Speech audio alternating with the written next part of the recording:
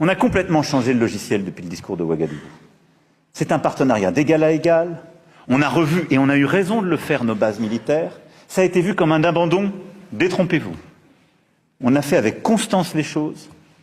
On a rééquilibré le partenariat. On a enlevé la composante militaire qui n'était plus comprise par les pays et les jeunesses. On a rebâti un partenariat militaire qui est pertinent et qui a montré sa force et sa pertinence au Bénin et qu'on est en train de construire avec plusieurs autres pays. Nous l'avons fait sur des nouvelles thématiques, l'entrepreneuriat, la jeunesse, les industries culturelles et créatives, le sport. On a un agenda mémoriel et culturel totalement inédit qui a permis de rééquilibrer totalement les choses. Et on veut mobiliser nos diasporas encore davantage. Le partenariat africain est clé.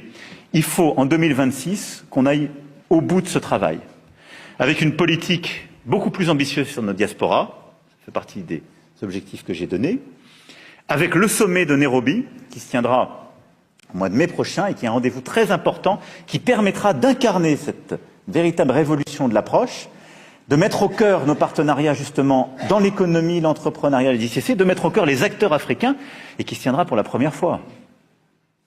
Non seulement à Nairobi, mais j'y ai invité le Premier ministre Modi à mes côtés et le chancelier Merz.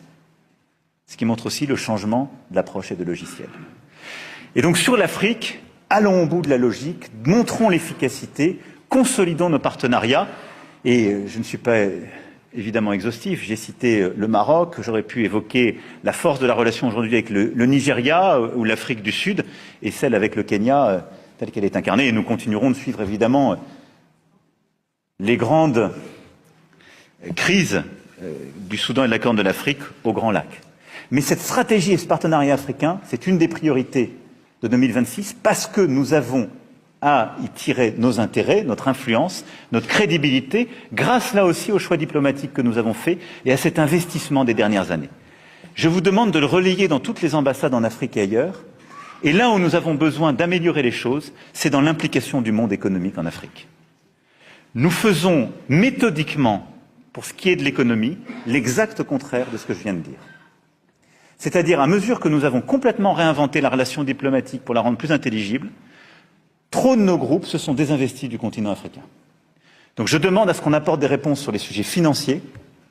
Il y a 15 ans, nous étions une puissance bancaire et financière en Afrique, tout le monde a vendu.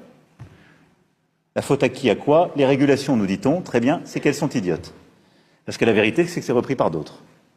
Et il y a une pusillanimité de beaucoup qui n'est plus compréhensible. Et donc j'ai demandé là-dessus au ministre de vraiment revoir les choses en profondeur. Et au fond, amenons des groupes français